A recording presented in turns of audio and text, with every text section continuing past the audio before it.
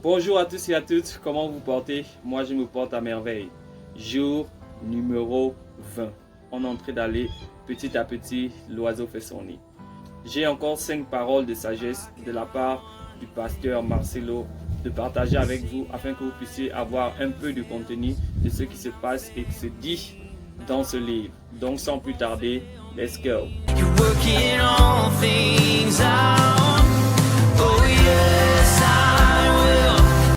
Parole de sagesse numéro 1. De même qu'un téléphone chargé ne craint pas une coupure d'électricité, un homme rempli du Saint-Esprit n'est pas effrayé par les forces des ténèbres.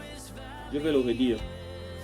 De même qu'un téléphone chargé ne craint pas une coupure d'électricité, un homme rempli du Saint-Esprit n'est pas effrayé par les forces des ténèbres.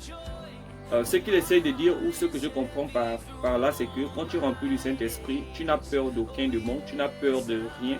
Tu te dis que le Seigneur est avec toi. Et tant que le Seigneur est avec toi, tu ne peux avoir peur de rien. La parole de Dieu nous dit, si Dieu est pour toi, qui sera contre toi? C'est comme je suis ici, je n'ai peur de rien ni personne. Ce n'est pas de l'orgueil, c'est juste la confiance en celui en qui j'ai cru. Parole de sagesse numéro 2. Que l'ingratitude des hommes ne t'amène pas à douter de l'amour de Dieu. Je vais le redire.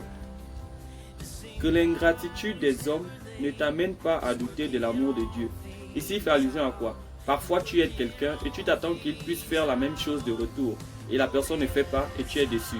Ou bien tu aimes quelqu'un et la personne a prétendu t'aimer et en fin de compte, tu te rends compte que la personne était là rien que pour une chose. Il dit ensuite que cela ne t'amène pas à douter de Dieu, c'est-à-dire, c'est pas parce que quelqu'un ne t'a pas aimé ou quelqu'un t'a fait du mal que Dieu lui ne t'aime pas. Ça ne veut pas dire que Dieu n'existe pas, ça ne veut pas dire que Dieu t'a oublié, mais ça veut dire que l'homme est faible, l'homme est escroc, l'homme est menteur, mais Dieu est fidèle et puissant et bon. Donc, ne doute jamais de l'amour de Dieu. Numéro 13. Tu as l'obligation d'aimer tout le monde, mais la liberté de choisir tes amis. Je veux le redire, j'aime ça.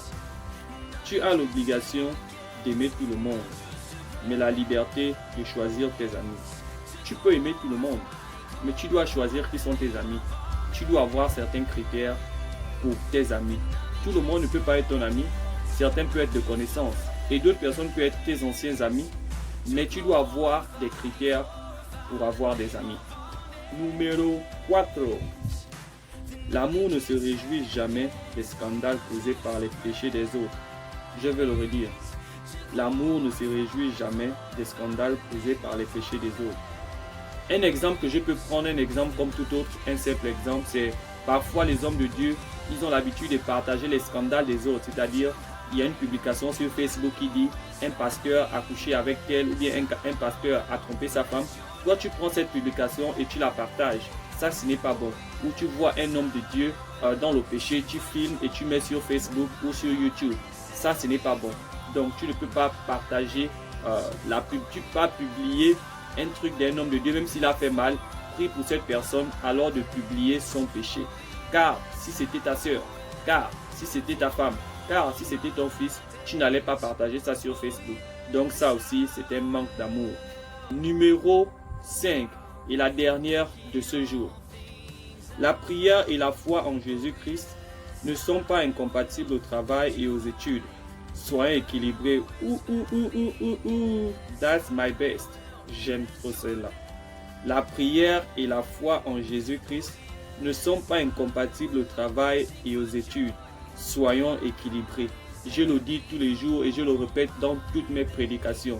C'est pas parce qu'on est chrétien, c'est pas parce qu'on se sanctifie qu'on ne doit pas travailler, c'est pas parce qu'on se sanctifie qu'on ne doit pas étudier. Se sanctifier, ça ne veut pas dire que tu ne peux pas travailler. Se sanctifier, ça ne veut pas dire que tu ne dois pas investir, construire les maisons. C'est vrai que Jésus revient bientôt, mais la sanctification n'est pas contraire au travail. Donc, sanctifie-toi et travaille. Sanctifie-toi, va à l'école. Sanctifie-toi, étudie. Sanctifie-toi et impacte le monde. Construis, investis. En d'autres termes, sois équilibré. C'était tout pour aujourd'hui. S'il y a une parole de sagesse que vous aimeriez interpréter ou donner une interprétation autre que celle que j'ai donnée, vous êtes libre de la mettre dans les commentaires ou de m'écrire personnellement afin qu'on en discute. Que Dieu vous bénisse. On se retrouve demain si Dieu le veut. Merci.